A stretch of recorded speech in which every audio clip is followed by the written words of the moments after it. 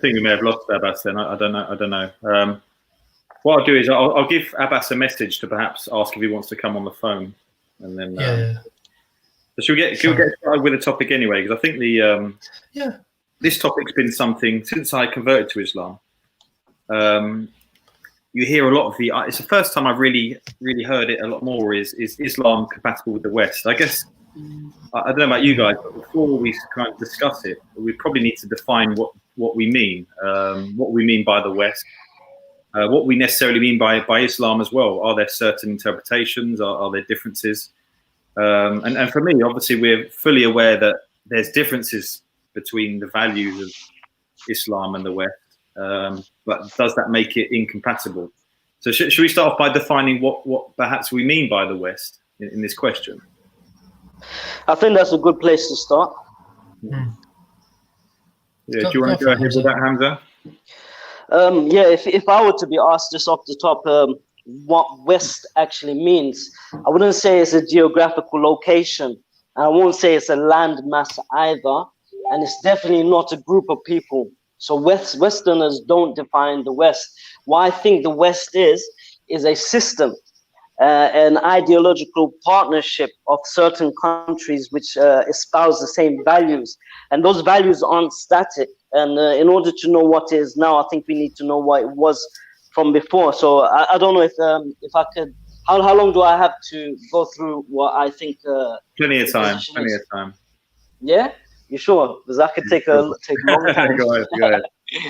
Okay, so okay. Just cut me off if I'm talking too much. Yeah? So I think originally it was an ideological partnership which started with Britain and the Empire, and then the shift later went over to the States, America. The historical understanding of what Britishness it evolved around what whiteness was. Now, it's not whiteness as what we understand it today. So this whiteness or this ideology of whiteness, it's only included only Greeks, Armenians, the Jews, and sorry, 1 second. I've just got a problem. It's really, really sorry. 1 second, yeah.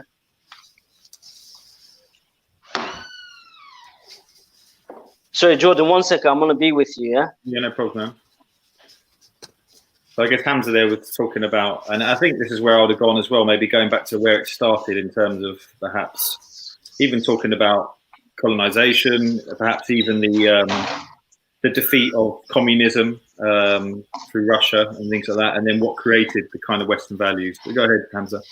Yeah, you got me back. Sorry about that. I just had a few people, the little children coming in. Sorry. So in order to understand where we are now, I suppose we have to go back into the past. And the past, sometimes it can be unsavory. So I'm not going to say this in order to beat down on anyone or anything, but we need to kind of realize how we got to where we are. I don't even believe the West as it is, me and my personal opinion, is a representation of what the masses of people want.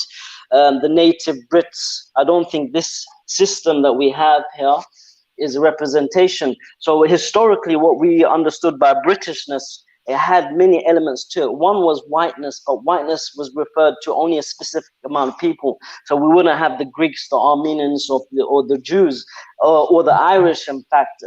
So there were, when we said white, we only meant a certain type of white people, and this included signage. I think I'm a bit too young to know about this, but from what I remember, I always used to hear that there used to be a particular famous signs in front of the shops it used to say quite provocatively, no blacks, no dogs, and no Irish. I'm not sure if you guys have ever heard of that or come across that. Yo. Anyone? Yeah, carry on, Hamza. Yeah, sure. So whiteness, anyway, it was referring to a very small minority of people. And even within this, you had to have a certain language, which was the standard English. It wouldn't encompass all types of English. And even then, you'd have to have the received pronunciation. And this is what British originally meant, as well as having a particular class or coming from an elitist class.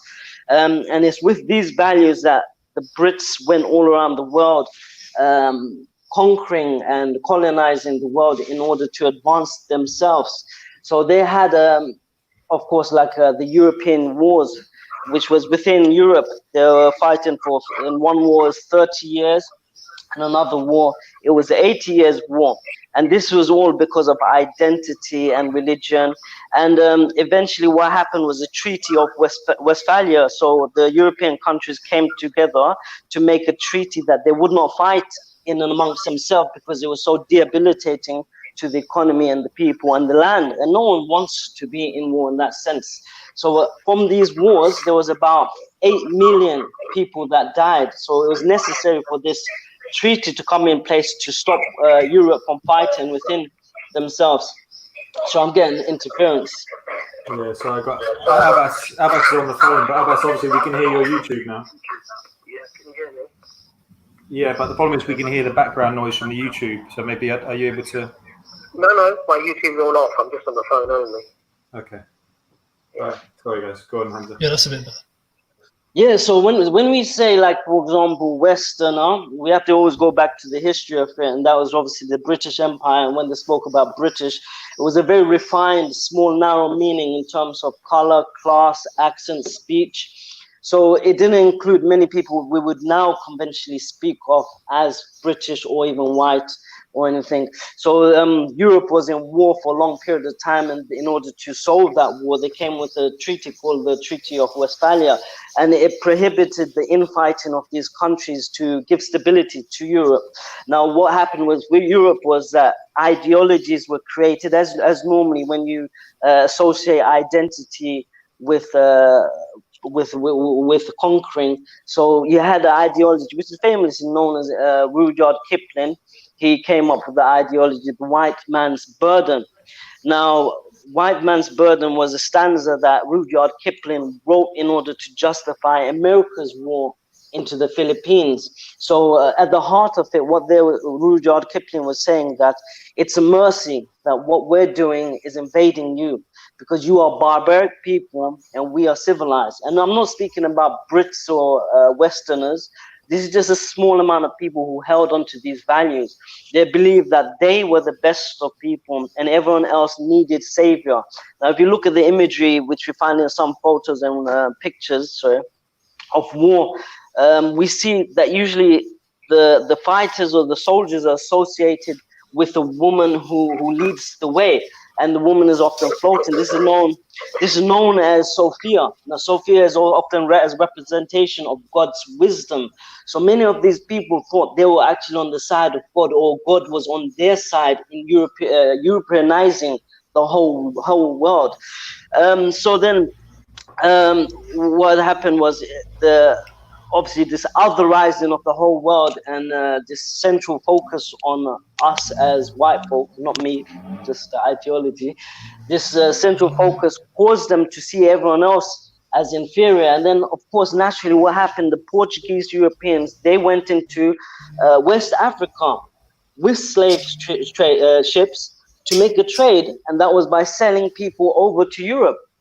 So then after many years of slavery, in around 18th century, trade laws were introduced. The United Kingdom introduced the Slave Trade Act, which was to prohibit slave trade. And then thereafter, you had the blockade of Africa, where the Brits sent in the Royal Navy to suppress the slave trade. In America, similarly, you had the famous Declaration of Independence by Thomas Jefferson, who says that all men are created equal, and these are self-evident truths. And thereafter, in 1776, you had the Declaration of Independence by Thomas Jefferson, which was similar thing. But then one has to ask, why was there a change and shift, or the moral shift? Why was this change of shift? In the same time, the Industrial Revolution took place, starting in 1760, and then what happened was hand labor changed into machine labor. So a lot of people were losing jobs, they were losing money, and the decline of the slave trade profitability collapsed because there were many slaves, the value of the slaves went down, and there was too much product. So product included stuff such as cotton or things that needed to be exported. But because there was so much of the product, there was a less demand for it to be shipped abroad. So the profitability went down along with the Industrial Revolution.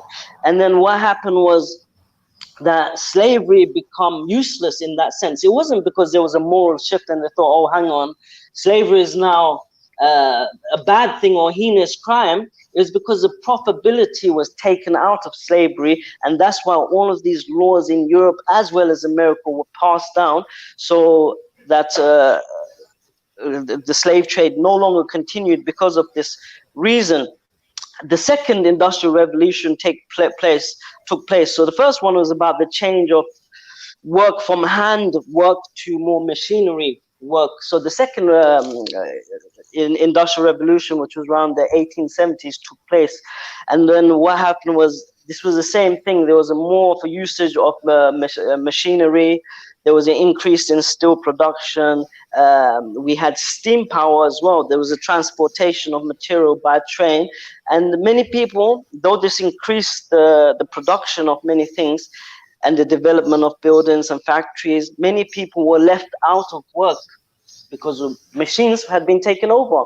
And this is the period of time around the 1870s where everyone fell into the long depression. Now this is a worldwide economic recession. So many people were unemployed. They were hit by poverty, homelessness. There was a general sense of dissatisfaction and worthlessness that was resonating amongst the people of that time. So the only solution they had, because there was a demand for raw materials, there was a surplus population, as in all of these men are in this country, Europe or Britain, and they don't have work. So how do we resolve this situation?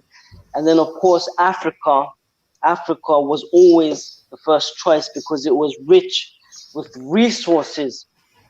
So then what happened, these European countries which had once agreed not to war with each other because of the bloody battles that had taken place before, they found themselves in war or next to war again, is in how to carve up Africa. So the Berlin Conference of 1884 took place, and this is only to resolve the issues of conflict that France, Belgium, the Italians, the Brits, and whoever was colonizing Africa. This agreement that took place in the Berlin Conference set the guidelines for them so they would not fall into conflict. So then what happened was the same policy, or this is called the carving up of Africa. So parts of Africa, the borders you see in Africa now aren't actually Africa's borders. Africa was, from what I remember, and perhaps someone can correct me on this, it was a group, a very tribal country, like many, or continent rather, like many other continents, Asia, Arabia, they were very tribal. And when these borders were set in, you realize that these are very unnatural borders which cut through populations, tribes, peoples. So you may have like the Igbo tribe who is in West Africa, but you find them spread over many countries. Yeah. That's because the borders. Would you be able to sort of round it off so I can bring Abbas in? I think mashallah, very academic, good history of it. Would you be able to sort of round it off? Sure. So in short, what I was trying to do is get to the history so I can get to the present. So this was an aggressive policy of capitalization. So whenever a country falls into debt, and that usually happens after war, so you have IMF or these international bankers, and that's a whole different story and discussion as well. So these countries are plunged into poverty and they're forced to take a loan. And with these loans, many people may not know it comes with certain conditions known as SAP, social adjustment programs. Now, these programs often tell that country or dictate the country which has taken a loan from the bank that you need to make some reforms. A lot of these reforms are actually capitalist reforms. So the country has to rejig its borders, and the tariffs and taxes that were safe havens for farmers of the country were removed. So multinational corporations could now flood a person's country with products from America, let's say, because America had a head start in terms of its capitalization. And this left many countries, including South America, under the Condor operations, which is another discussion, in poverty. It left Africa in poverty. It left Asia in poverty. And And what we have in Europe is a deeply unhappy population who are being represented by policies and systems of a very narrow, small amount of people. There's a term they call it in America, it's called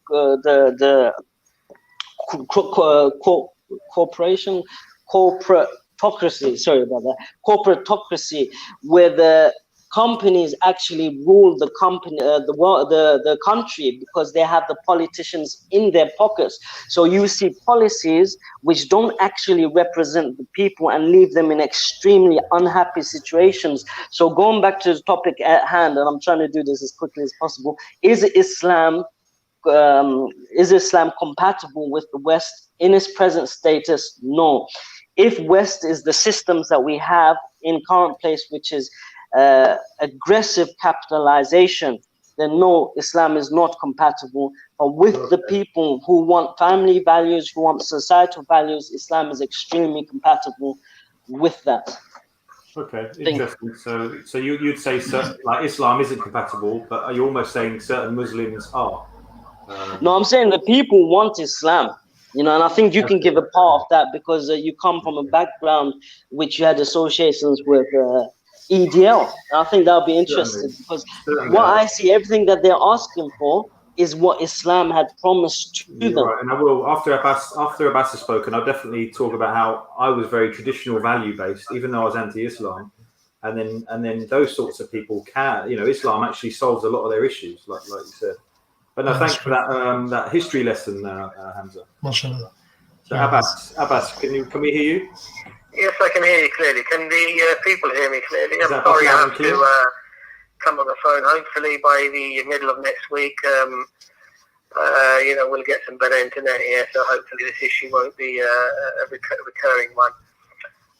Yes, I mean, but basically the question, you know, is Islam compatible with the West? When I first discussed this subject with you, Jordan, and we were going to do a stream on it, I thought actually it would be quite easy to talk about, and in reality, just doing a little bit of cursory research on it, I realised that actually it wasn't a clear-cut thing at all, and it wasn't something that you could actually just answer with a yes or a no, because there were so many nuances to this particular question, and how and who it was asked to would actually make a real difference in the outcome. And so, I mean, one of the interesting things, of course, is that, you know, the definition, for example, of what it is to be a follower of Islam. Now, we know that that's not just a clear-cut binary choice without nuances and interpretations, and, you know, depending upon, you know, what's your take on certain verses of the Quran, or certain, you know, verses of the quotations of the Hadith, the sayings of the Prophet Muhammad, peace be upon him. And I think similarly, if you say, well, you know, what are Western values? What does the West actually represent? Well, the West is made up of many different countries, and you only have to travel even within Europe, for example, you will find values that differ greatly. You know, if you go to Italy, or you go to Romania, or you go to Ireland, or you come to England, you will find that people will actually have very different views about what it is to have Western values, or what it is to be a true Westerner. And not only will you find a different view if you ask different countries today, but if you go back 20 years, 50 years, 100 years, you would have had a different answer. And if you ask people in 50 years or 100 years, they'll have a different answer from today, clearly. And so that's why it became almost an impossible way of actually tackling the issue with any absolute clarity, you know, a yes or a no. There is no yes or no. And I think this stems from, obviously, a lot of what Brother Hamza just discussed in terms of history. Some of it is obviously historical. Within the Western world, there are some who feel that there is this perpetual struggle, war with Islam, you know, that started in the 7th century, and it actually continues till today, and actually will remain till the end of days or whatever. There are people who obviously think like that. So you have, for example, the terrorist in New Zealand who was quoting some of the battles that medieval Christianity and medieval Islam had together, quoting the battles, quoting victories and what have you. So clearly there are some people who are living in that era, or certainly take their views, and their views are influenced by that era. So that's the key here. The interesting thing here actually is that it's not a clear-cut answer. It depends who you ask. It depends what their interpretation is, whether it's somebody from the West or whether it's somebody from the Islamic religion. However, I mean, I think, also some very interesting things I sort of, I suppose, pondered on is that why does the West feel that there is this, or some certainly in the West, why do they feel that there is this almost, conflict between Islam and the West? And I think for some of them, especially if they're coming from a very evangelical Christian sense, again, history has a huge part to play in this, in this view that they might hold. And I think in particular, it actually starts all the way back from Prophet Abraham, peace be upon him. Because, Abraham, peace be upon him, having two sons, one Isaac, and one Ishmael. And obviously, the descendants of Isaac are the Jews, and then from Judaism came Judeo-Christianity. Christianity came stemming from, obviously, because Jesus, peace be upon him, was also from that tribe. And so Ishmael almost, seems like the outcast as far as they're concerned. Obviously, our view is that Abraham, being a prophet, peace be upon him, and his sons being prophets, peace be upon him, and Allah elevated both with great responsibility, with great tasks, and with descendants that were obviously from noble stock. But they obviously don't view it in that way. So for some of them, this clash almost goes all the way back to Abraham.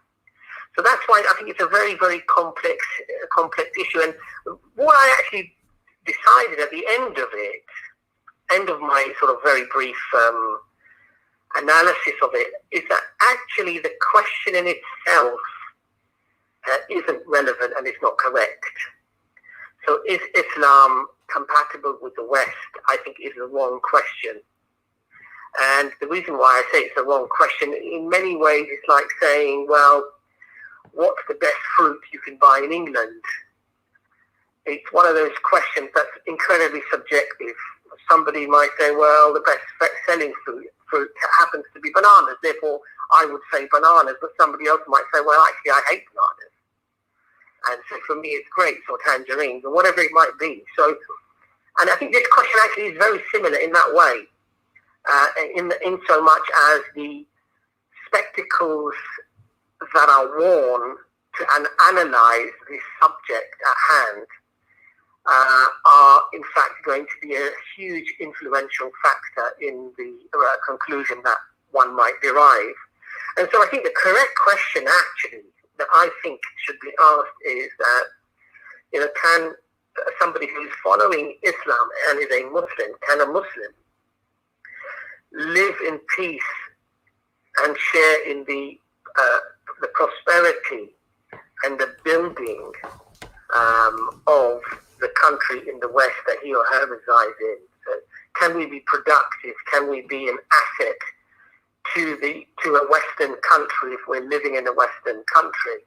And I think that is actually probably a more sensible question to ask rather than the other one, because the other one I think at times can be and often is very misleading, and often the answers that are given or the conclusions that are derived from these type of analysis can actually be used by both people, either to create disharmony or to create harmony. You can actually do both with your type of analysis, with the spectacles that you've worn, as it were, to analyze this subject. And so the correct question really is, can a Muslim live in peace and in tranquility and be an active, progressive, a dynamic, person living within a Western country, and can they greatly contribute to the benefit, both spiritual, physical, financial, economic benefit? Can we do that? And I think the answer to that is obviously an emphatic yes. And I think we see the result of that even today. So, for example, we see many of the deaths that have happened in the NHS, for example, of people who are trying to save people from COVID-19, from coronavirus. Many of those victims on the front line actually are Muslims. We are not only contributing, but we are, as our Western counterparts or our non-Muslim counterparts, we're all there as well. We are all at the front of the line, helping people, risking our lives, and not risking our lives only for what we perhaps ordinarily would presume to be our own, i.e. fellow Muslims or whatever, but we are there. And obviously Imran, for example, who is on our stream regularly, one of the EFDawah members, is a doctor. He's on the front line. He may end up going to the Nightingale Hospital if he's called. He's on standby. And potentially, he's risking his life now, and he's going to be potentially risking his life even more. So I think the reality is that that's the correct question, I think. And I think it's a more sensible question. And I think it's a more, let's say, constructive way, and a more sensible way, let's say, and a more fair way. It's a fairer way, I believe, to really ask that question, rather than ask a question that can clearly be used by all sides in order to cause disruption, disunity, and ill feeling and division. And I think that's why that particular question I don't like, even though I was the one who asked you to perhaps let's talk about this. But it's only through as I say, very rudimentary analysis of the subject I've realised actually that's not the correct question to be asking, because I think you simply cannot answer that question sensibly. Does that make sense, Jordan? Yeah, I think, yeah. To be honest, that's where this would naturally lead. So to me, I was doing some interesting research yesterday, because, like you say, I think we can very much talk about this question and where it even comes from, because I was looking at some polls that were saying that in the UK, 60% of people don't feel Islam is compatible with the West. So people are answering this question, even though they've got no idea what it means. Yeah. Now, I personally, and there was another nice poll actually that I put on there, that 9 out of 10 people said they have no problem with a Muslim neighbour, which I thought was interesting, because that kind of contradicts it, and maybe people don't understand the question. So for me, is Islam compatible with the West is really almost a question from the far right, from the beginning, because I don't see this question being asked about Christianity. That's the interesting thing. You make a very interesting point there, because the fact is, if I were to say to you, just traditional Christianity, exactly, is traditional Christianity compatible with the West? The chances are a lot of people would actually, if they thought about it, say no. That's right, Hamza. And in 50 years' time, Christianity is going to be even further. All the religions are going to be even further, the way the West is going. So the West is kind of, they would say, progressing. We could argue that point. But the other thing with the West is it prides itself on tolerance. It is democratic. There are supposed to be different ideologies all living in one. So I think, like you said, the question is, can a Muslim live in the West? I can practice my deen here perfectly fine. There's nothing that stops me.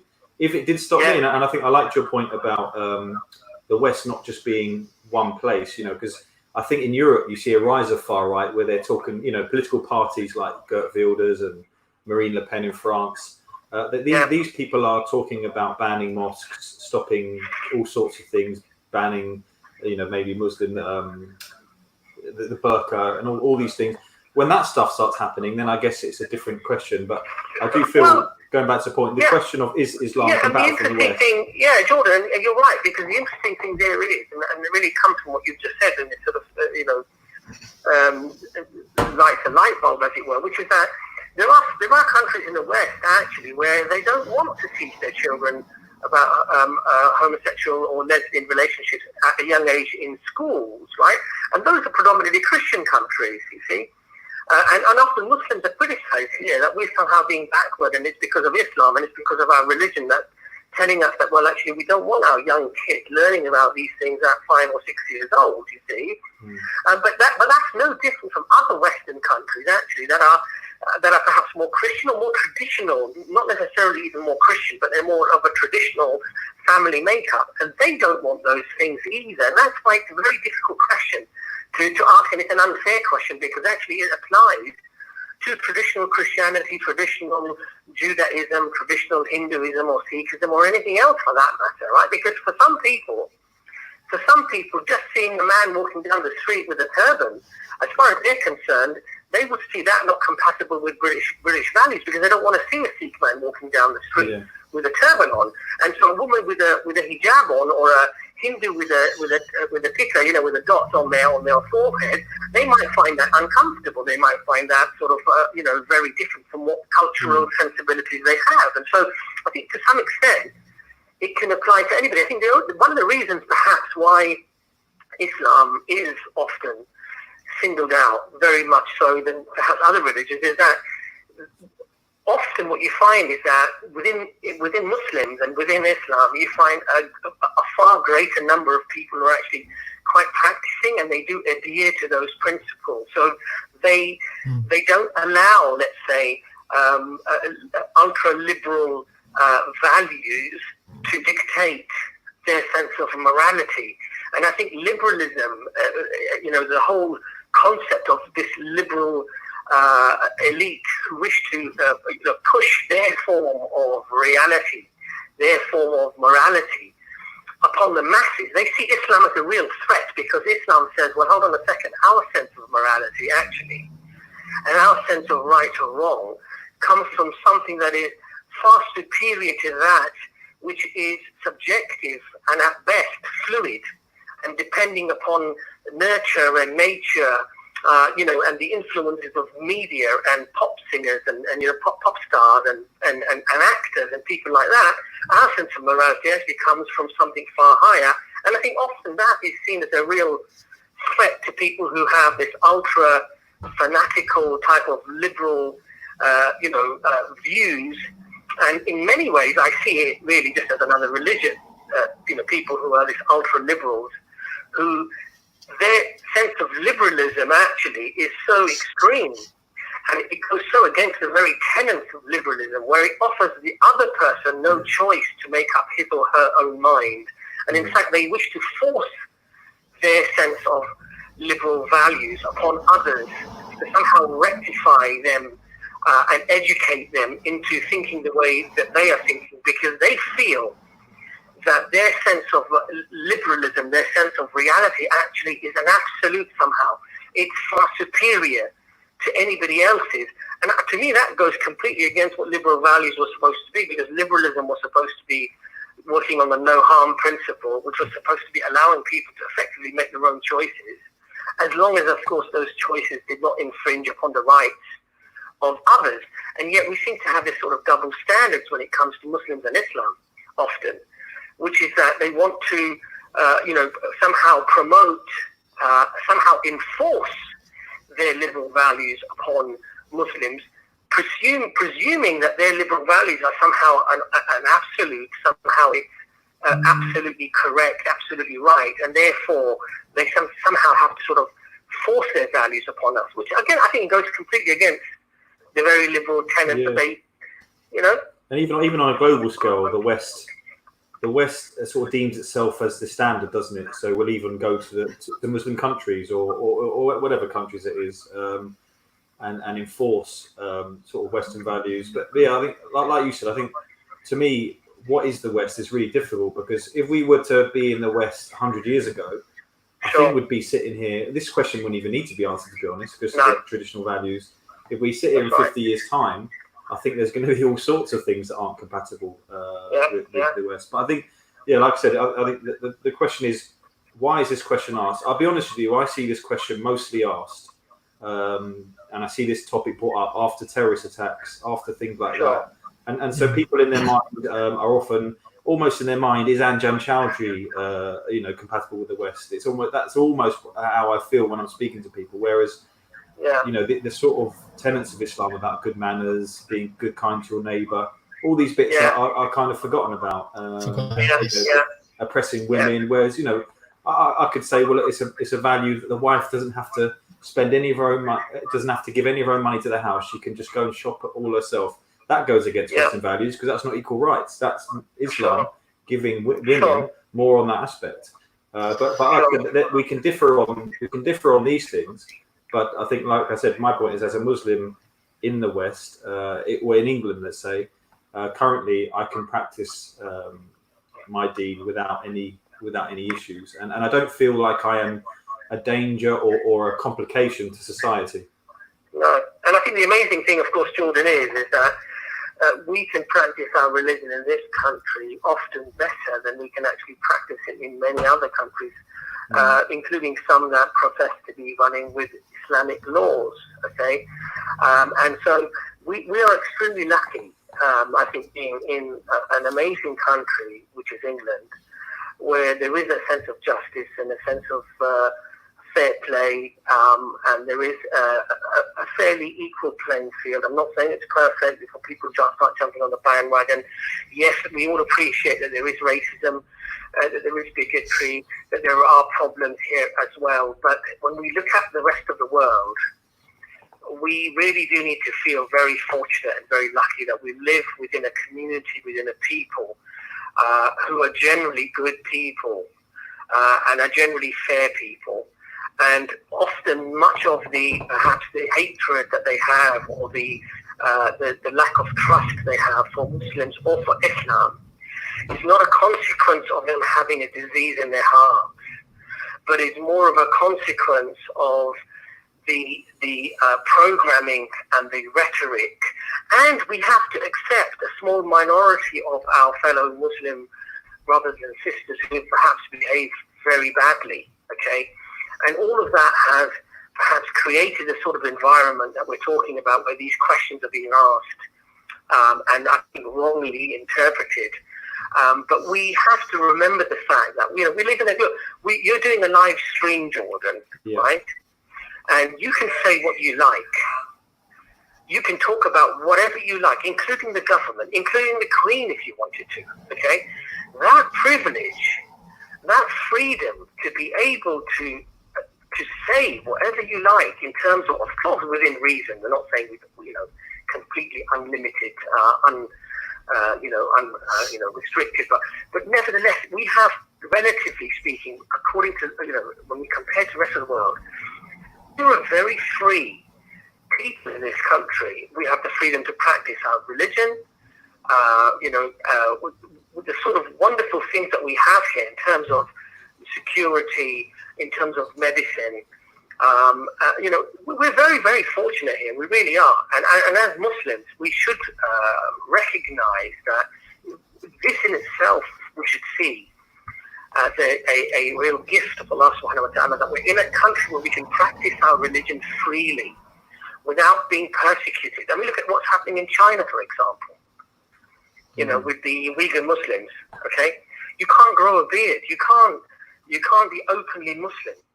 These are countries, apparently sophisticated, educated, progressive countries, and yet this is the sort of thing that they do to people. So we're very, very fortunate here. And I think but at the same token, I think that you're quite right, that, the whole concept of what is it to be Western and what is it to follow Islam, these are very subjective questions, and I think that makes it almost impossible to answer. I think we're very right on that.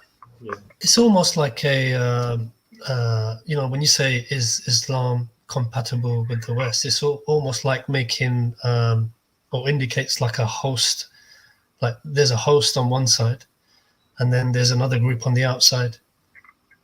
Good point.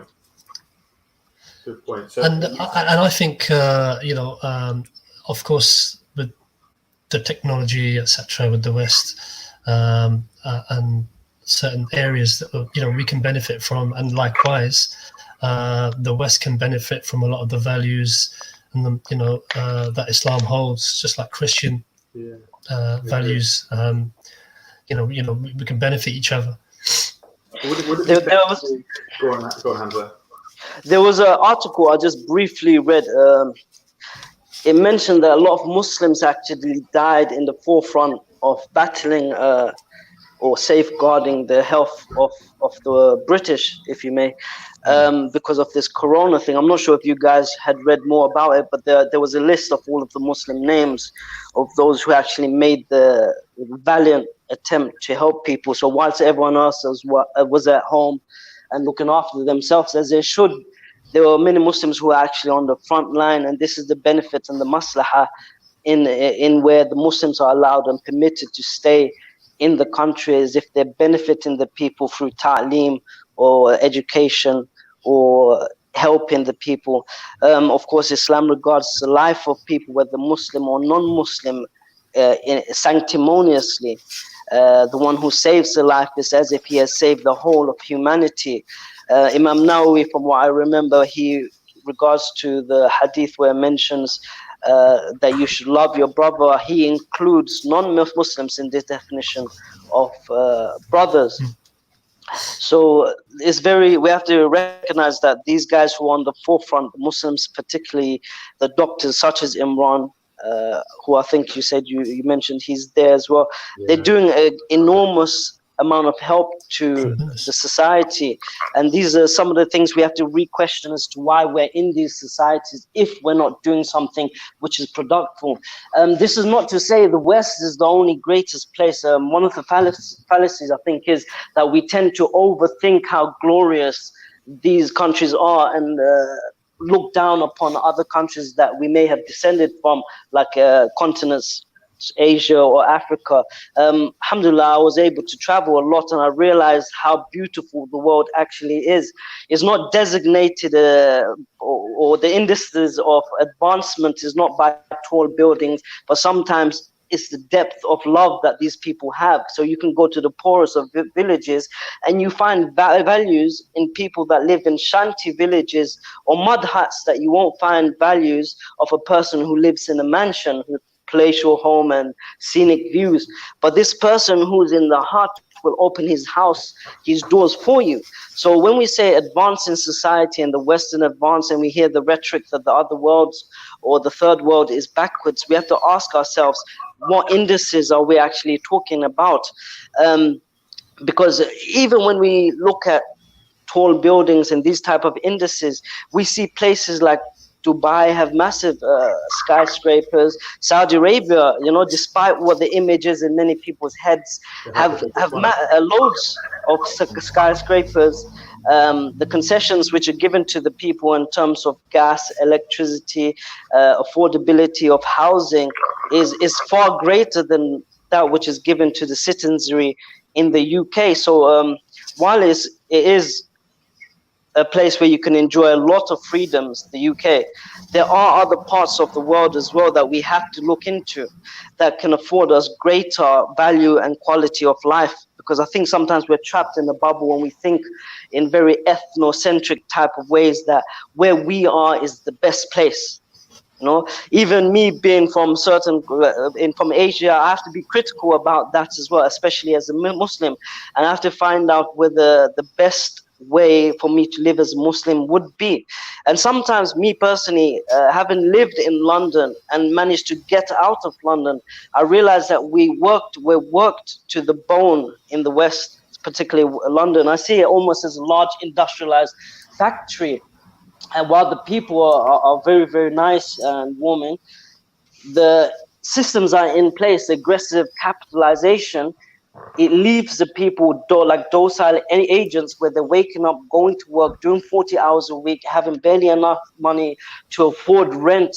And there's a strong emphasis on individualism and materialism as well. There is no thought of things which are deeper. So you can never actually grab an essence of appreciation especially when everything is drowned in materialism. We as Muslims are meant to be spiritual, and it often requires us to be more introspective and reflective about the bounties that we have. If you read the Quran, as all of us have, you see Allah subhanahu wa ta'ala, he's always indicating to the heavens and the earth, to the trees, look towards the camels, the livestock, the grass. Unfortunately, in this industrialized country that we live in, that we don't even see the beauty of nature, and it takes us away from our spirituality. And that's something massive. It has a massive effect on your spirituality, and this is what Allah, he calls for in the Quran, that you should look towards. Inna fi khalqis samawati wal ard, verily in the creation of the heavens and the earth and the alternations of the night and the day, there are ayat, signs for those who have understanding, men who stand and think about Allah, and they lay down and think about Allah. Unfortunately, living in these factories, and that's all I can explain somewhere like London to be as great as it is, it does take people away from their spirituality and moves them into a deep sense of materialism.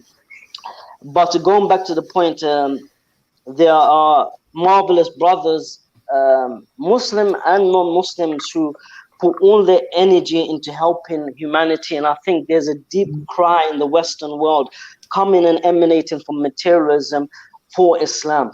I think that they're dying almost in misery for something that will give them value to their lives, their family, their children, their ability to own housing and have the sense of livelihood and earning. Yeah.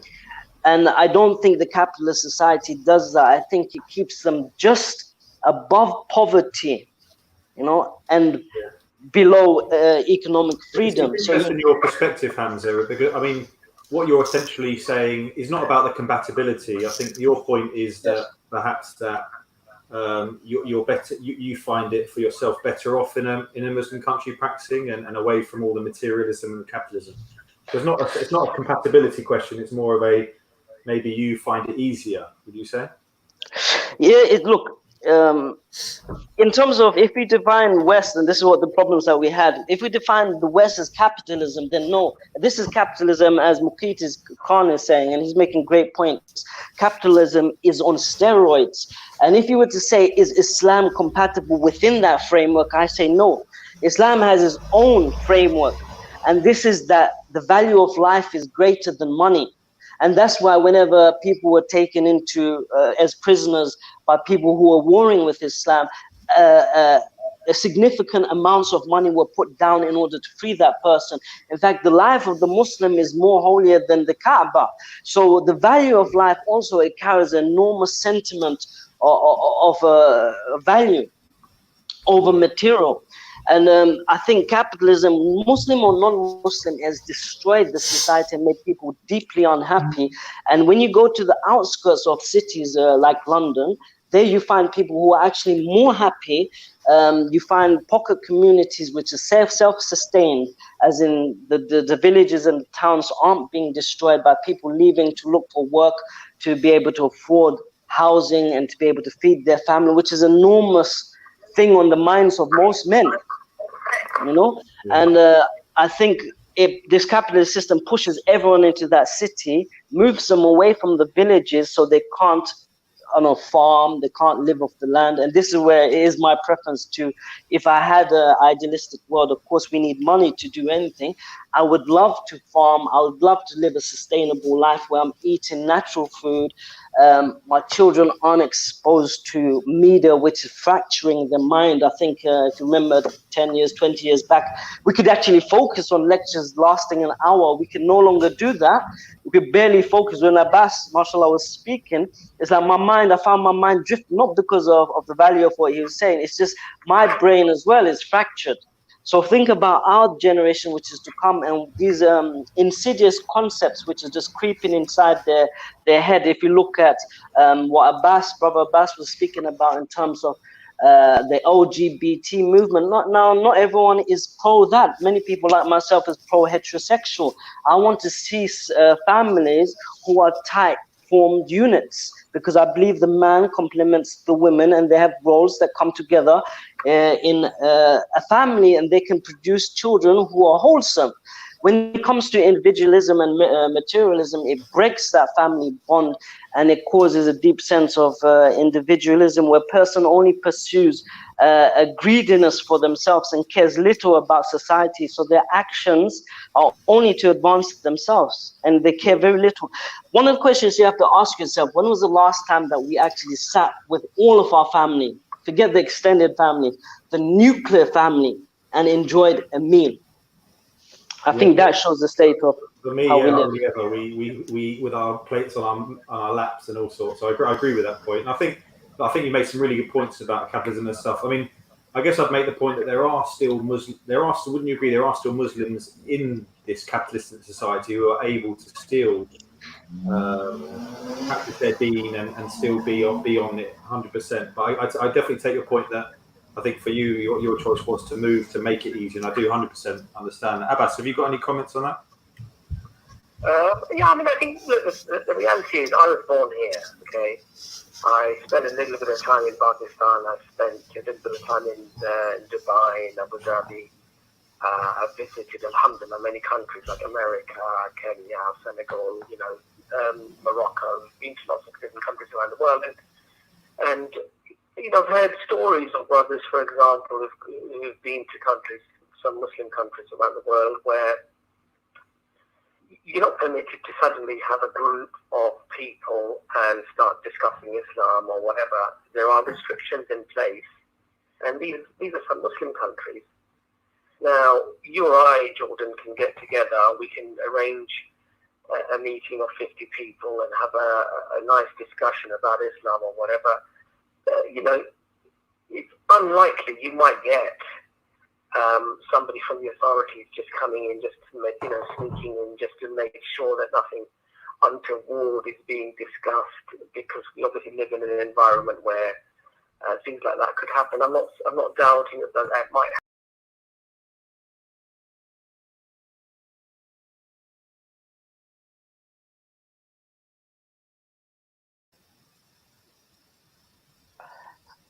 What's happened? I think he got cut off. Okay. Jordan, is it just me and you? Sorry, I don't know what happened there. Sorry, Abbas, yeah. For some reason my screen just went, and but you're back now. I think we lost the last 10 seconds, guys. Okay, sorry. Yeah. So as I said to you, I've heard of cases where these restrictions have been placed upon gatherings and stuff, even when they're just discussing Islam. Now, just think about Speaker's Corner, for example. We go to Speaker's Corner, we talk about all sorts of things, from politics, mainly religion, I'll accept that. We live in a Christian country, we debate, we discuss things with our Christian brothers and sisters there. Sometimes things, for some people, can be a little bit uncivilized and not the best of manners and what have you, but nobody's following you home. Nobody's warning you. Nobody's putting pressure on you, what you can and can't say, what you can and can't do. And so, I don't doubt that some people may find it more beneficial, let's say, to be in a different environment. And, that's very much a choice that person can make. And from what's best for them, no doubt they should do that. But for me, living in the West, born in the West, being brought up in the West, I see it as a fantastic opportunity to work hard, to do well, financially, hopefully, and in the future. But more importantly, I think it's a fantastic opportunity to engage with people, often who are reasonably educated, they're articulate, they're open to ideas, and be able to live in a society where you can practice, as I say, you can practice your religion. You're even permitted to propagate it and then call other people to your religion and discuss and debate things here. And so I feel, to be honest, I feel really grateful, alhamdulillah, that I live in a country like England where I have all of these things in place that are so difficult, really, as a package to get. in most other countries around the world, often people who are Muslim and non-Muslim, they like to sort of knock how bad things are here, or how unhappy they are with this or with that. But I really think if people were to contemplate on what actually is the reality for a lot of people around this world, then this is an amazing country, even for Muslims who wish to practice their religion. It really is. That's how I feel anyway. Yeah, interesting point. Do you have any points on that, Ayaz, from your personal perspective? Yeah, so I agree with Abbas.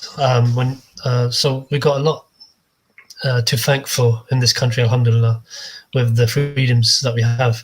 But then at the same time, we, as Muslims living in the West, we got a lot to offer.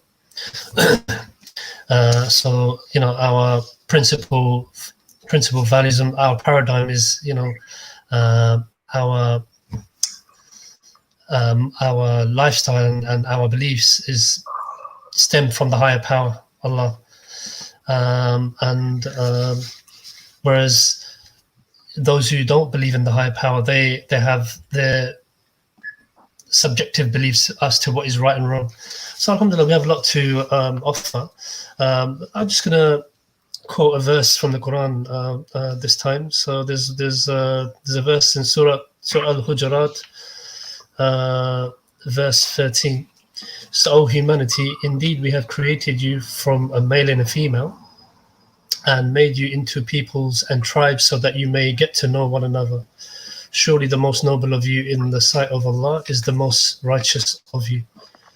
Allah is truly all-knowing and all aware. So, the higher power is demonstrating that as human beings, we're all equal with one another.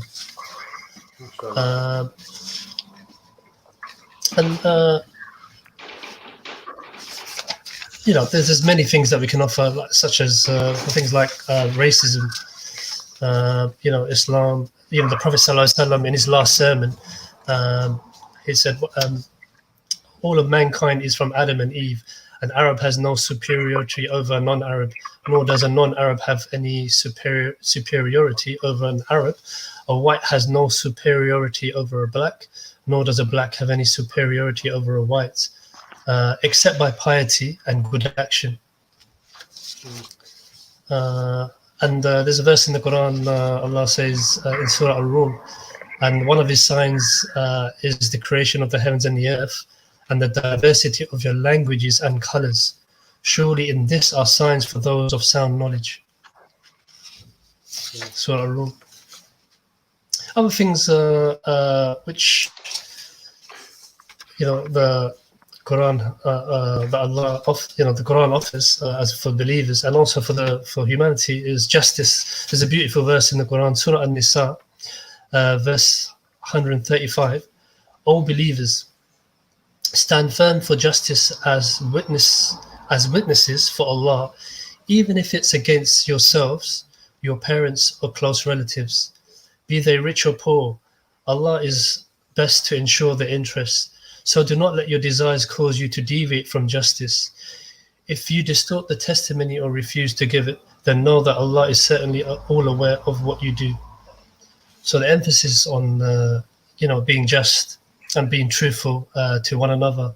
If believers practice on what's been revealed to us, then we have a lot to offer, alhamdulillah, as believers. Good point, first. I think with your point, Hamza, because what I'd like to, because I completely resonate with your point, because I've been to Medina and Mecca. When I went there, the ease in which, for prayer time, everyone was walking to the masjid. It was such a beautiful kind of lifestyle. Everyone was respectful. Everyone was modest. So I found it easier to practice my religion there. I think for me, the thing where I would challenge about, because as an Englishman, I guess I want to, for my understanding of Islam, it's sent to mankind, and we're all put in tribes. So they're all different countries around. I fear that by us kind of suggesting that it's easier just to go to a Muslim country. Whilst I understand it, my concern, I guess, as an English revert is I actually want people in England to accept Islam, look at Islam in a certain way, rather than when they're looking at you and thinking, actually, I want to embrace Islam, but I can't practice that in the country I was born in.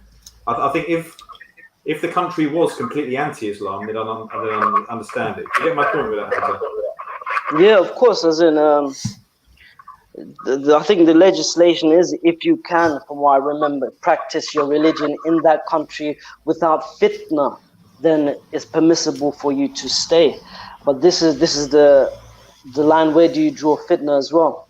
As in, for many people, they're comfortable where they are and they can practice even better so in UK than in Saudi for some people. So everyone is different.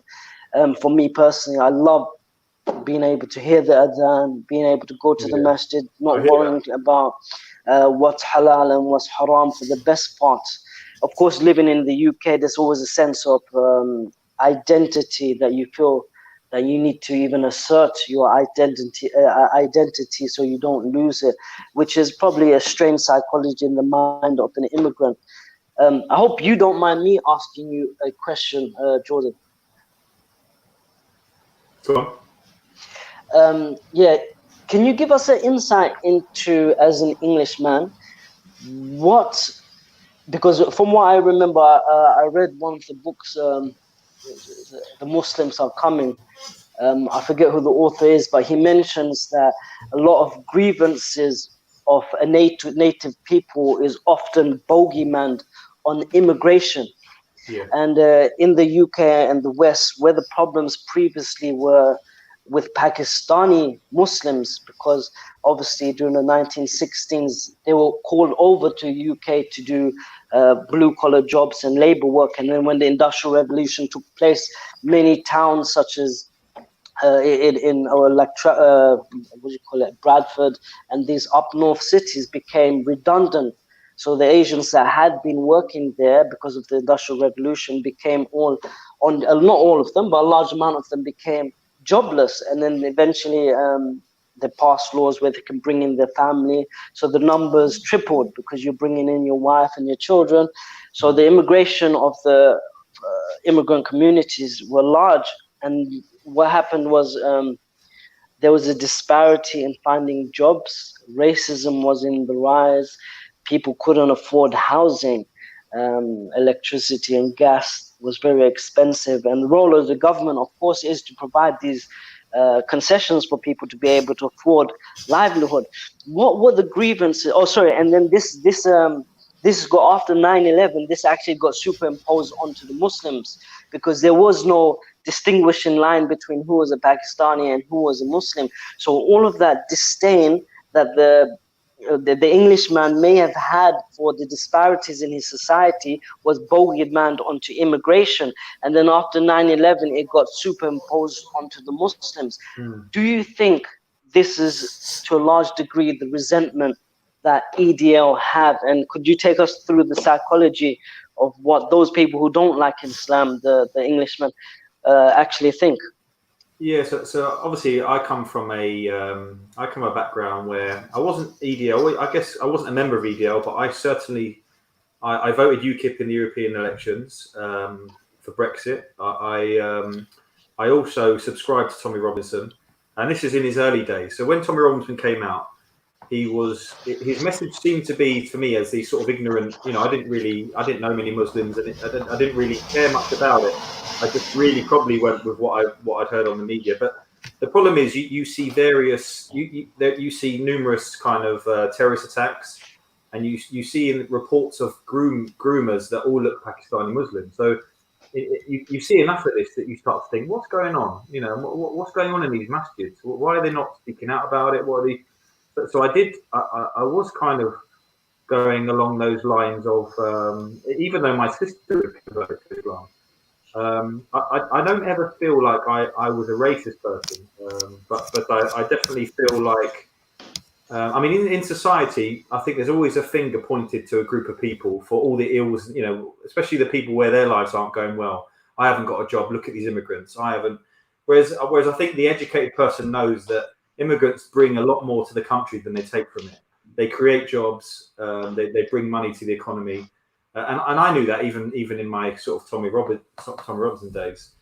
But yeah, I would say that the mindset of it, it definitely for me breeded from ignorance, because I didn't even take the time to bother looking at what Islam was. I was looking at what people had told me Muslims were. So that was my kind of mindset going into it, and I didn't bother to look in. You know, if I looked into Islam properly, I would have seen that terrorism is completely against Islam. Grooming, you know, you're not even allowed to touch their hand. You can't use alcohol. How is this even possible? And I wish I had probably looked into it earlier. It just so happened that when my sister had a kid, it started being close to me that I was worried for my niece. So I started to really look into Islam. But I think if that hadn't happened, I may well have still kept this sort of mindset that there's something not quite right, you know, with the Muslims, because why is there terrorism? Why is all this happening? Does that answer your question? Yeah, of course, but there's more I want to know. You know, I want to know as in how do you feel? Do you feel Islam made you a bit more wholesome? Did you feel like anything was missing? That in which way did Islam fulfill you in terms of society as an Englishman? Yeah, I would say that one thing I have done in my life, which a lot of, I would say, far right or EDL people haven't done, is I've travelled. I've been to America, I've been to Africa, I've been to Indonesia. I've seen poverty, and I've seen, like you mentioned earlier, I've seen groups of people all happy in their lives, all looking after their families. I've seen that abroad. Whereas a lot of English people haven't seen that. They just think immigrants are these, you know, brown people with beards that come over to the country. But yeah, I would say in terms of, are you talking about the immigration side to it? Yeah, immigration is a big thing. As in, I believe it's a government failure, and it's often bogeymaned onto immigrants for the large part. Of course, identity is also important. You know, demographic shifts. People want to retain their identity, which I understand. Every single nation does. But do you think problems such as housing, jobs, are failures of government, which are bogeymaned onto immigrants, which then become a reason for people to dislike religions such as Islam? Yeah, I agree. 100% it's a government issue. Because let's take Brexit, for example, and I won't go too much in. I know Abbas is probably waiting to speak as well, but the figures outside the EU, you know, because we're all talking about within the EU, we need to stop this freedom of movement. Well, from outside the EU, the government were allowing in double the amount. So they were letting in, say, 400,000 from there, and 200,000 from the EU. So it was clear to me that the government wanted high immigration. Now, I believe if the government are wanting that and allowing that, that suggests that they want immigration. So overall, and the problem is when people are, in our mind, in the ignorant mind that I probably was in, an immigrant is almost, you look at someone who's illegal, someone who's claiming benefits, but we know that's not the archetypal immigrant. The normal immigrant that comes over is normally very hardworking and builds himself a life here. I would definitely say immigration is it's an easy one to blame, isn't it? If your life isn't going that well yourself, it's an easy one for the people on the ground to look at, you know, school places, GP surgeries, but the government are allowing a certain amount of people in and not creating an infrastructure. So I agree with you. I've always seen it, even in the early days, as government issues, and not immigrants. I think my issue with the immigration before, in my mindset, was terrorists or people coming over that were criminals or things like that. But immigration on a whole, I think this country is built at the back of it. Jordan. Yes, Abbas. Yeah, so just a couple of things. Number one, I think your figures on the EU and outside of the EU immigration is slightly wrong, because you're quite right. There were more people from outside the EU, but it wasn't double. It was probably like, I think 160,000 were from within, and it was like 170 or 175 or something that were from outside the EU. So it was definitely more, but not quite double. But the other thing is that I think Brother Hamza raised the point about, you know, about living in a land, where there is no fitna. Fitna meaning, obviously trials, temptations, ways of life or ways of society that would perhaps impinge upon your ability to practice your religion freely or safely. Now, the issue is, I heard a very good lecture by Sheikh Ayaz Hamza, and, he was explaining that perhaps in his early days, he very much held that view as well, which was that living in the West actually could be detrimentally difficult for a Muslim because they wouldn't be able to practice their religion safely. And, perhaps there would be this fitna, these trials, these influences, and problems that would affect their ability to practice and to worship Allah. But his view now, and I think I would definitely, because first of all, he's a shaykh and mashallah, very knowledgeable, and secondly, I do find his view very rational and very logical. So for example, from my point of view, my parents originally came from India in the 50s. Now, even if I wanted to go and settle in India, I can't. I'm a foreigner. That's number one. Number two, I wouldn't want to either, because quite frankly, the society there currently, and I'm not trying to generalize and say all of society, but certainly there seems to be a huge number of people there who have become incredibly right-wing and Hindu nationalists, who are openly, persecuting Muslims and are restricting the abilities of those Muslims to be able to practice their religion freely and safely. So I would argue that as an immigrant family, somebody who's born here, my children now obviously now born here, second generation or whatever. Now, I would say it would be far more detrimental to my ability to follow my religion back in India than it is here, for example. Now, if one is to say, well, pick another country, well, okay, I'd like to hear which country seems to have the perfect environment now, whether it's the political environment, economic environment, or the social environment that is perfect for us. Now, again, this is not a criticism to Brother Hamza at all, because obviously I don't know his personal circumstances, and I don't know how his particular area within a particular country that he has selected may actually be as close to perfect as you can perhaps get, or perhaps, let's not say perfect, let's say, far better than his situation here. But so I think these things, again, are not, they can't be applied universally. I think they're very subjective. They depend heavily upon what country you're talking about, where your origins are from, and whether it's even practical or sensible to be able to even, do this hijrah, this journey, as it were, and go and live somewhere else. And for somebody like me, and I think for a lot of other Western Muslims, actually,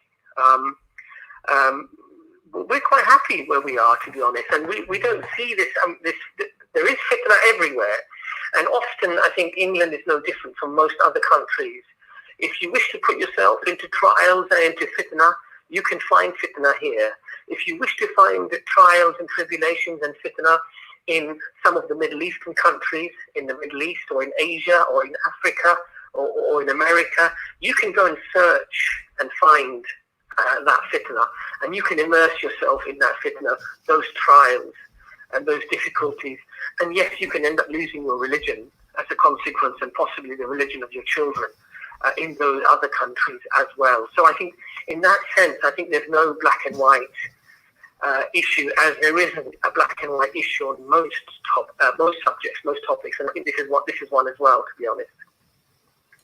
Yes, I think we've kind of, so we've all given our opinion on it, and we've kind of defined what the West is, and I guess we've sort of had a look at, as Muslim, is there a difference between Muslims and Islam?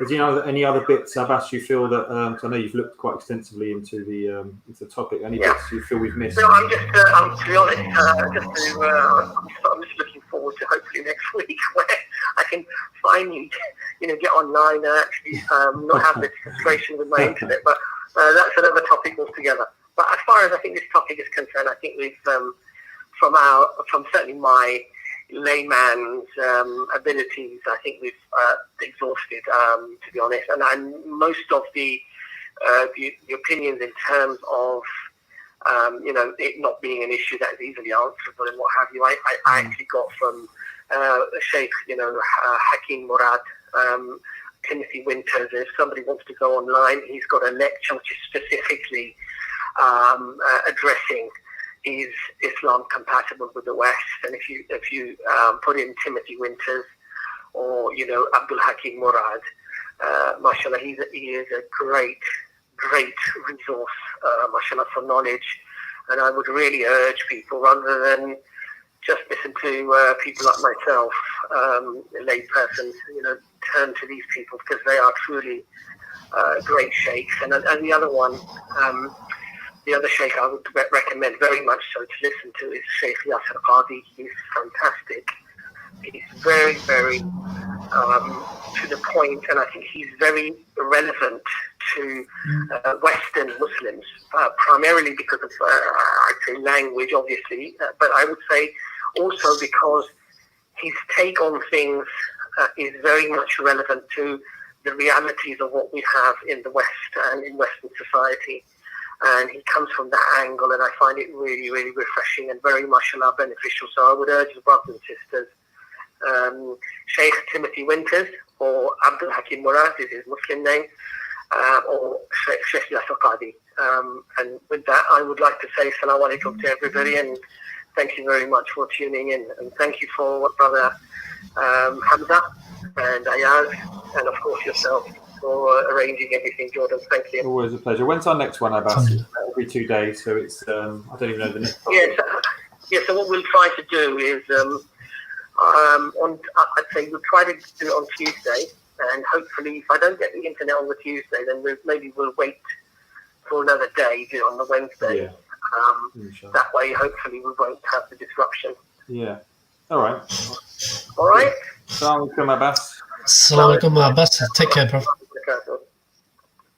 Cool. So what I thought was interesting, Hamza, was I heard Sabor talk about it as well. I mean, Sabor links atheism to capitalism, and sees kind of capitalism as a reason for encouraging atheism, so that we fall into this kind of consumer market, which I thought was interesting. Which I guess is kind of were your points kind of, as Muslims we can get sucked into this kind of capitalistic society. I think that's what I got from your points. You're on mute, by the way. Yeah, sorry about that. Yeah, that was the gist of what is that I was saying. Yeah, the way it's orchestrated, I understand what Brother Abbas was saying, as in he's coming from a very practical point of view, as in we're born here, we're raised here, our kids are under education. Can we then withdraw them from that system? Is a very difficult choice. But the hadith of Rasulullah sallallahu alaihi wasallam, he said that in the hijrah, the fear of hijrah, la shadid, is very, very severe. And then one of the Badawis, the Bedouins, came to Rasulullah asking in regards to this, and Rasulullah, he said, do you pay sadaqah on your livestock, on your ibn? And the man says, Naam, yes, I do. Rasulullah then said, you have not lost your good deeds, meaning that even if you reside in the West, your deeds is perfectly intact. All the charity that you do, all the good you do, it's there. It won't be wasted. But we've grown up with an almost inferiority complex to other countries. So traveling around the world, you find that you do get good quality of life. And this is what I was talking to you about before, that you have to give opportunities to other places. When you see constantly in the media that our countries are stricken by poverty, it's like going to one of these villages up north or something and saying that this is a true representation of UK. It's not. And likewise in Africa and Asia, you get very wealthy pockets of countries, and you can't always compare. I know I'm looking at this as very idealistic situation, and that's not how the world runs, of course. But Abbas was asking what kind of background that I come from in the UK, as in I came from the working class, very low in the working class. I managed to scrape through education just about because I really had no understanding of why I needed to be an education, what was the necessity of having a good degree, how it works out in a capitalist market, and especially when those things are not taught to you or networked to you at a young age, you lose out in later in life. And that's most people, because the middle class are actually being pushed out and the wealth is all going in one direction, and that's to those who are already wealthy. So it's very hard for the working class to have this kind of information to be able to operate successfully and make social dynamic movements upwards in terms of the financial market. And this is a reality. The most of us did not come here in with the wealth in our pockets, and only few of us were actually. I'm talking about immigrant Muslims, by the way. Only few of us had money in our pockets to be able to afford a house. Many Muslims even use mortgage. Now, this is a very controversial topic, but the aspect is interest. I don't mean to make this black and white. It's a very sensitive issue because many people have taken mortgage, and it's very alluring when the only other option, viable one, is that you rent and lose your money. And when you're renting at nearly half of the average wages for a box room in the UK, many people are tempted towards mortgage. But remember, mortgage carries with it interest, which is regarded as harb in Allah, like war with Allah. And it's very, very dangerous, this concept of mortgage. And again, I don't want to make it black and white. Everyone's situation does, of course, require more depth into examine it. But these are the ills that we can fall into very easily because the options aren't there. There are, of course, Islamic finances now, and I'm not familiar with them, but there are options that are growing, and that's one of the good things about having Muslim communities in the UK. So yeah, I agree with what Abbas is saying, but I really would be fearful if I was in the UK and I had my children, particularly in the UK. I've watched programs just to see, because I read an article saying that around 50 children in Europe had committed suicide because of two particular programs. One was called 13 Reasons, the other one was called Blue Whale. Now what happens is the youth channels or the youth media operates at a sub-level. So we being aged, we may only see the surface level, but they operate on the internet at lower level. So they watch things on Netflix which we assume to be totally innocent. But when you watch documentaries or series on Netflix such as 13 Reasons, you see that it's full of propaganda that is about because what happens is you romanticize, the whole concept of suicide is romanticized, and there's a game called Blue Whale where you have escalating challenges until the final challenge is that you kill yourself. And that's the reason why about 50 people killed themselves in Europe on the basis of this. And because 13 Reasons it has this strangely almost romanticized view of suicide, where the girl just gives up on all life. And this is what children are being exposed to, as well as making them almost redundant in terms of family units. So because of feminist propaganda, which I'm more than happy to say, it makes many people think that they have not got any roles to the family, that they do not have responsibility. A family is a team. The husband looks after the wife. The husband looks after the wife, and the wife looks after the husband. It's a mutual contract. Individualism and feminism is ripping away at that family unit. People are no longer happy because their men are just going to work, coming home, finding no relief in terms of being able to come home and seeing that your family is there. So yeah, there's a lot of ills, and I know Abbas is speaking from a very pragmatic point of view, and I'm speaking about it from a very idealistic point of view. And I think it was good to get both perspectives there. I think it was really good. And I almost get from you that rather than is Islam compatible with the West, almost you feel the West isn't compatible for you, is like which I think is a really valid point. I think the only other point I wanted to cover was cause you mentioned it earlier, Hamza, and maybe I do want to comment as well. This kind of this notion that the Middle East is all backwards, and I guess look, we know from the 8th to the 13th century, the Islamic Golden Era, the Islamic Golden Age, we know what Islam's contributed, and we know even things like NHS was originally from Islamic principles and things. But I guess the question would be, is Islam responsible for what people may see in the Middle East? And like you quite rightly said, Hamza, that people are seeing it only maybe the bad sides of it anyway. But are those bad sides because of Islam, or is it political over there? I don't think you can always look at the Middle East and say, well, that's Islam, so that's what it's going to bring to here. You know what I mean? Yeah. So with the event of Islam, you had the golden era. With the event of Christianity, and this is not in all areas, you had the dark ages. So religion does play out differently in social contexts. The only thing is the Western narrative is all other countries apart from the ideological West is backwards. But then if you look at these countries which they're actually talking about, these are countries which have some of the highest amounts of tourism. So you look at countries like Dubai, Oman, Sharjah, these are very developed countries which are beautifully scenic in terms of if your indices for development or advancement is tall buildings, they have this.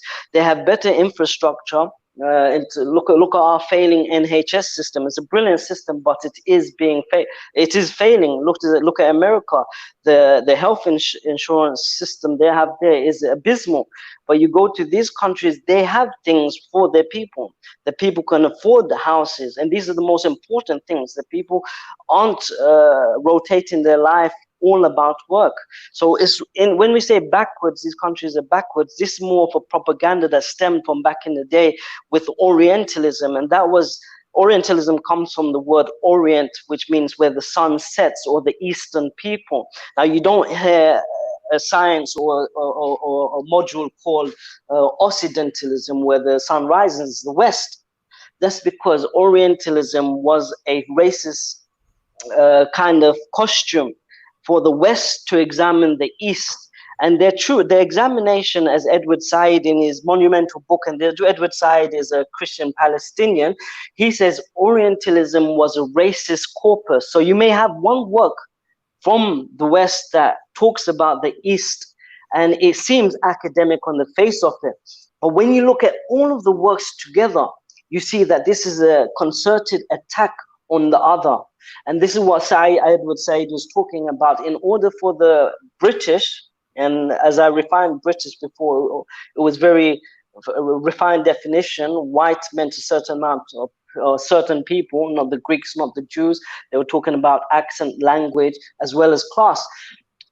So Edward Said said that this Orientalism, or this academic module known as Orientalism, was actually a disguise to attack the East. And what often happened is, following all of these academic discourses, such as Rudyard Kipling's stanzas and poems, which are famous, called The White Man's Burden, it was a justification for colonization in those countries. So then these countries got invaded under the pretext that you're not developed, we need to develop you. I might check that book out, actually.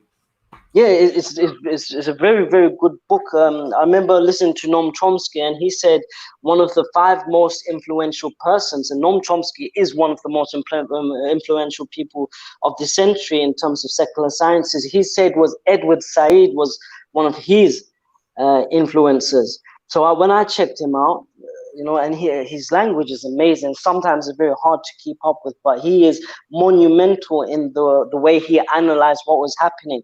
Language was set up just as in the times of the Jews when they were being set up by the Nazis, in the times of when the African Americans were taken, or the Africans were taken in the transatlantic slave trade. In order to justify your wrongful actions, you have to dehumanize a people. So when you look into the cartoons of Disney, Walt Disney and so on, you see what they do is they have the innocent white explorer who goes into Africa, and then he's taken hostage by a black man who has a bone through the nasal septum, who then grabs him and puts him into a black cauldron and starts cooking him so he can eat him. Now, this Orientalism, what it done, it tried to suggest all the rest of the world was static and it cannot develop. And this is where I was saying that your question, ultimately, it comes from, and it's not you, of course, it comes from racist rhetoric, which is embedded and imbued into the people, that all other countries, the Middle East, Africa, Asia, these are all backwards countries. But then you have to ask yourself, what indices are being used? If it's tall buildings, then they have that more so than London. In these countries, if you're talking about the health systems, they have better health systems in these countries. So we have to ask ourselves, what systems are we using to measure, or the indices are we using to measure happiness or advancement? Good point. That's right. Good point. Sorry, I can go off on a tangent. I get carried away. Sorry, I think they're very good points. I think that probably leads into a whole nother topic itself, and maybe we can get you back on, because I know Imran, we want to set up a stream about racism, white supremacy, and maybe go into that. Would probably be a good topic on its own, I'd say. I'll let you know when that is happening if you want to join us for that one. But, sure. But yeah, I think we've been going for an hour and 40, so I don't know if there's anything else you guys want to say to round it off. I think our brothers covered it quite well, mashallah. Cool. Anything left, Hamza? Or should we... just a conclusion. Honestly, if you feel you can practice your religion, so be it. But do not think that the world is not wasi'a. It's not wide. Allah has made it wide in order for you to be able to relocate to areas which are easier for you. We often come with the imperialist mentality and think that all the other countries are backwards. This is a narrative I personally reject completely. I think the world is beautiful and the people are beautiful, including the European countries. And I'm happy that some of my Muslim brothers are there fulfilling their duty on the front lines, safeguarding the people. And I wish them all of the best. And I ask Allah subhanahu wa ta'ala in the last words to bless them and us, to guide them and us, to forgive one and all. Amen. Barakallah fiqh. Assalamu alaikum then. Great to see you. Assalamu alaikum, brothers. It's good seeing you guys. Take care. Take care, brother.